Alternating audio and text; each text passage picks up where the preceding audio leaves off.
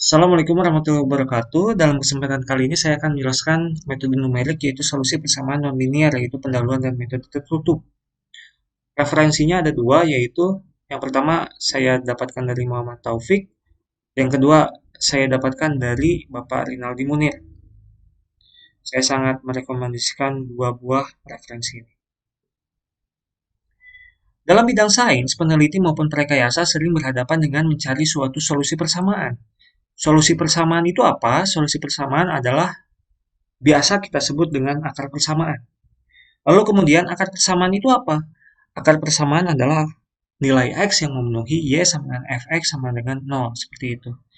Contoh, carilah akar-akar dari persamaan berikut, X kuadrat minus 4X kurangi 5 sama dengan 0. Kita bisa mencari akar-akar tersebut dengan melakukan pemfaktoran, yaitu X minus 5 dan X plus 1, sehingga didapatkan X1 sama dengan 5 dan X2 sama dengan min 1.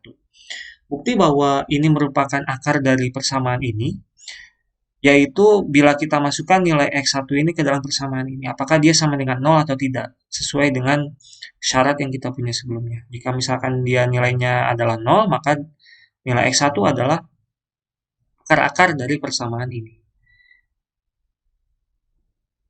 Nilai 5 kita kuadratkan, yaitu 25 dikurangi 4 dikalikan dengan 5, yaitu 20, minus 20 maksud saya, kurangi 5.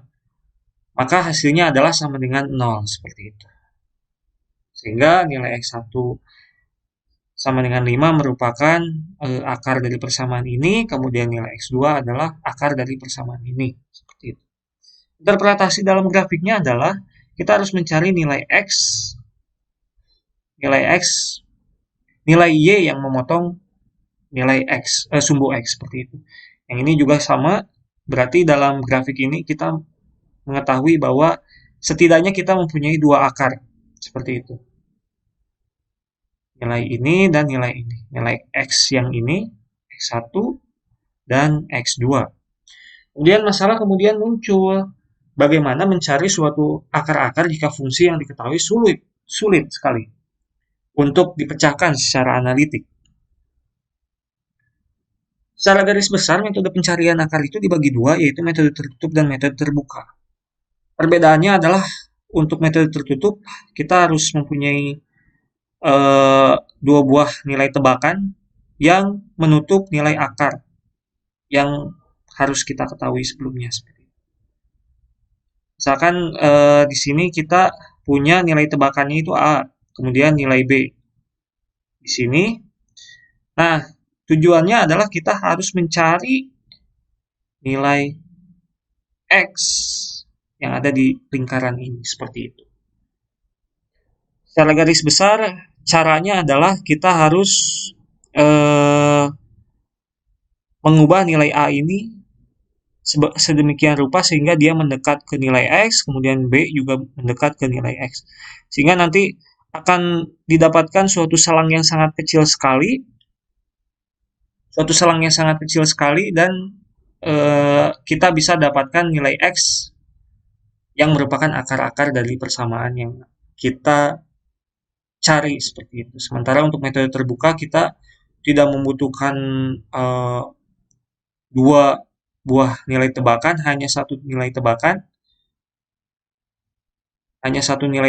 sehingga nanti kita bisa mengetahui nilai dari akar itu seperti apa. Kelebihan dari metode tertutup adalah kelebihannya dia pasti akan mendapatkan satu nilai akar jika kita pemilihan nilai A dan B-nya itu tepat. Sementara untuk metode terbuka kelebihannya adalah konvergensi yang sangat cepat, karena kalau untuk metode tertutup kan dia butuh step untuk merubah nilai A, kemudian nilai B, sedemikian rupa sehingga membutuhkan waktu. Sementara untuk metode terbuka itu dia lebih cepat karena dia tidak ada proses pengubahan nilai A dan B yang sangat lama, seperti itu. Sementara untuk metode tertutup kekurangannya tadi saya sudah bilang konvergensinya lambat.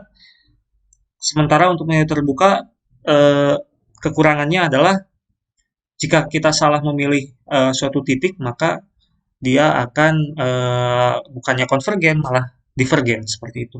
Malah tidak akan mendapatkan solusinya.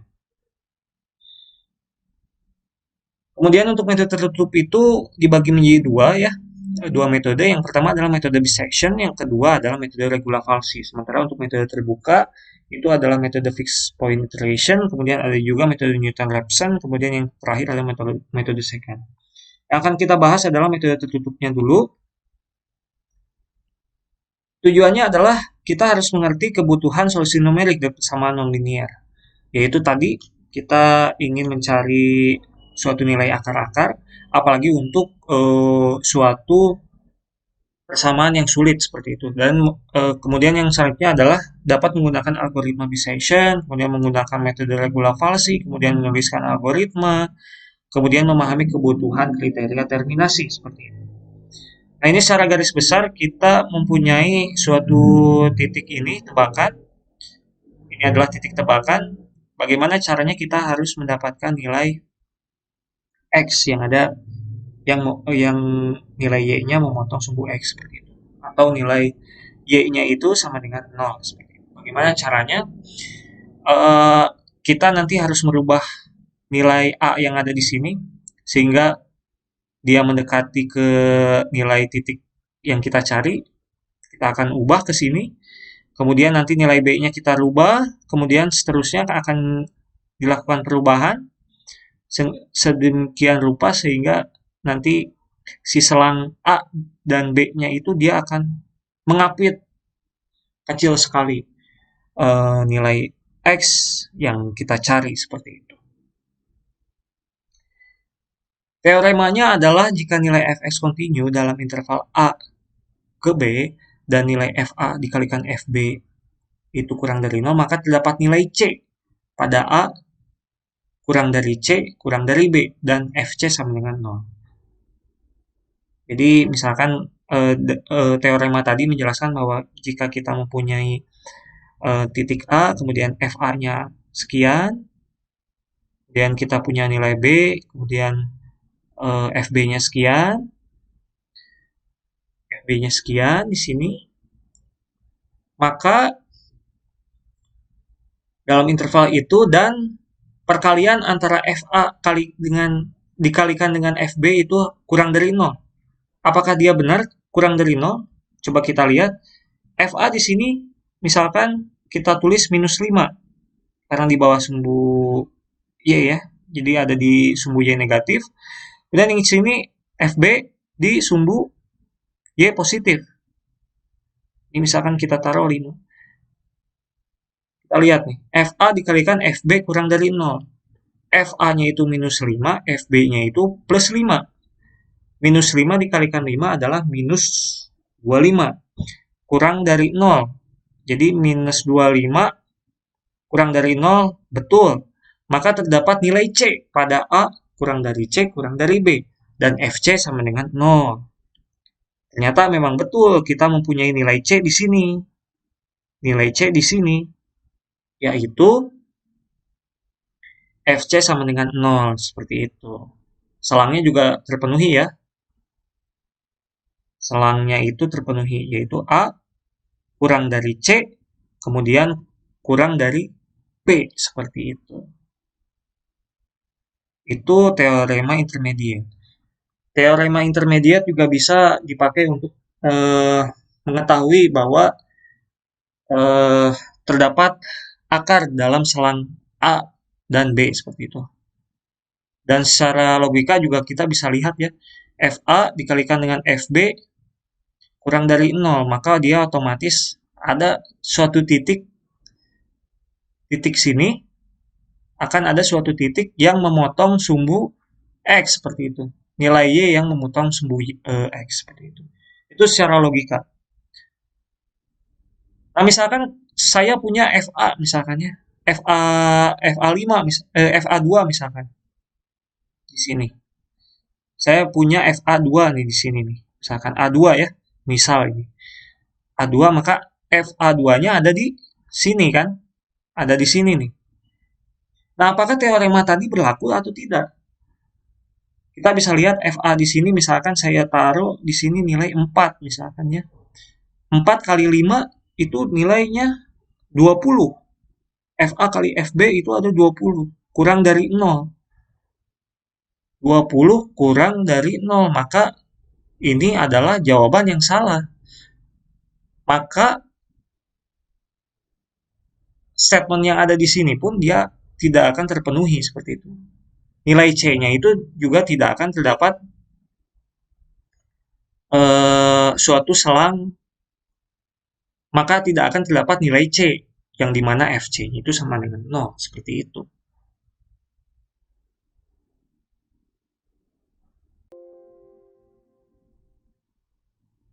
Nah, selanjutnya adalah metode bisection. Metode bisection ini merupakan metode yang umum digunakan dalam pencarian akar tertutup. Misalkan kita mempunyai suatu selang A, B yang memenuhi persamaan f fungsi dari A dikalikan dengan f fungsi kali B itu kurang dari 0, atau dalam kata lain dalam selang ini terdapat salah satu akar. Kemudian kita lakukan pembagian 2 di X sama dengan C, sehingga terdapat dua buah selang A hingga C dan juga C hingga B dengan lebar yang sama besar. Lalu kita carikan, lalu kita cek pengkondisian FA dikalikan dengan FC, apakah dia kurang dari 0 atau tidak. Atau dalam kata lain, dalam selang FA, dalam selang A hingga ke C itu apakah dia terdapat salah satu akar atau tidak. Nah, jika iya, maka selang baru yang awalnya A hingga ke C itu berubah menjadi A hingga ke B. Sementara jika tidak, maka selang yang baru itu adalah yang awalnya C hingga ke B menjadi A, B. Dari gambar kita bisa lihat, misalkan untuk iterasi pertama ya, A yang pertama hingga B yang pertama, titik C-nya itu ada di sini. Sehingga bila kita lakukan eh, perkalian atau pengecekan akar di selang A hingga ke C itu di sini, maka bisa kita lihat nilainya itu positif. Nilainya itu positif karena tidak terdapat akar eh, yang memotong sumbu X seperti itu, sehingga selang baru yang selang yang baru yang awalnya C hingga ke B menjadi nilai C di sini menjadi nilai A seperti itu. Sehingga ini merupakan selang baru untuk iterasi kedua, dan ini selang yang baru untuk iterasi yang kedua seperti itu. Nah, bagaimana untuk yang iterasi ketiga? Kita bisa lihat bahwa nilai titik C-nya itu ada di sini, sehingga bila kita cari nilai akar-akarnya, atau kita cari menggunakan persamaan FA kali dengan FC ini, nilai ini akan bernilai true. Sehingga selang baru untuk titik B-nya itu sendiri, untuk titik C-nya sendiri itu menjadi nilai B seperti itu. Seterusnya hingga selangnya menjadi kecil sekali, sehingga bila kita kurangkan itu hasilnya kurang dari nilai error yang kita definisikan. Bila sudah mencapai titik terminasi seperti itu, maka otomatis eh, nilai selang antara A dengan B-nya itu adalah merupakan nilai X, atau dalam kata lain akar dari fungsi yang kita carikan akar-akarnya seperti itu. Ini merupakan algoritma modifikasinya, yaitu mencari A. Yang pertama adalah mencari A dan B terlebih dahulu dan lakukan pengecekan FA dikalikan dengan FB itu kurang dari 0 atau tidak. Jika iya berarti dia terdapat akar di sana, bila tidak berarti dia tidak terdapat akar di sana. Kemudian kalkulasi C di mana C-nya itu sama dengan A plus B bagi dengan 2. Nah, ini merupakan blok terminasi. Jika FC itu kurang dari errornya, maka dia akan selesai. Jika tidak, akan lanjut ke step 4, yaitu jika FA dikalikan dengan FC itu lebih besar dari 0, maka buat titik A sama dengan C. Lalu setelah itu kembali ke step 2.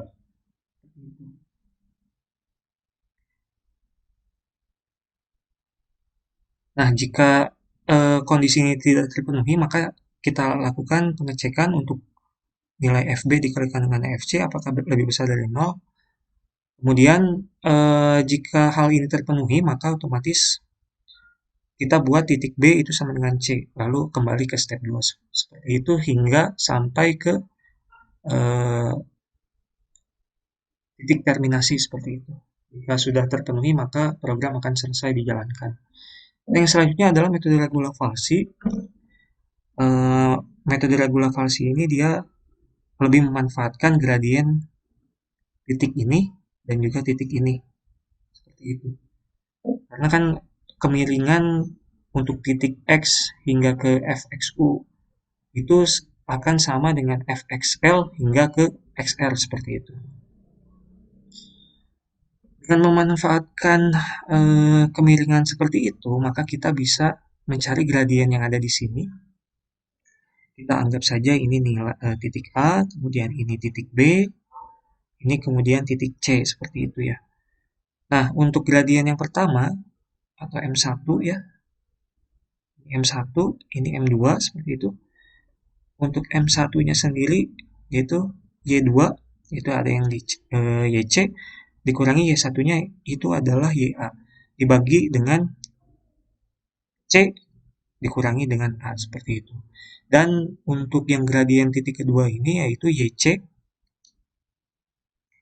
dikurangi YB dibagi dengan C dikurangi B. Nah, karena nilai gradiennya itu sama, maka bisa kita langsung samakan seperti ini. Kemudian kita lakukan perpindahan ruas, sehingga bila kita lakukan penurunan, kita bisa mendapatkan nilai C seperti itu. Nah, perbedaannya untuk algoritma regulasi dengan algoritma bisection yaitu hanya di nilai C-nya saja.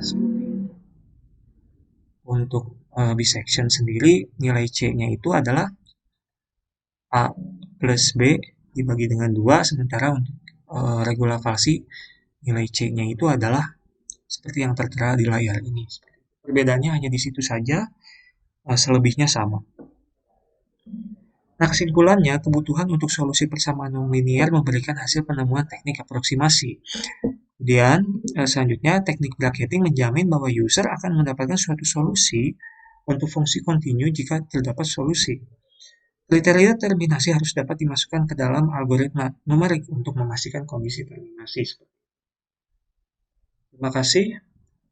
Assalamualaikum warahmatullahi wabarakatuh.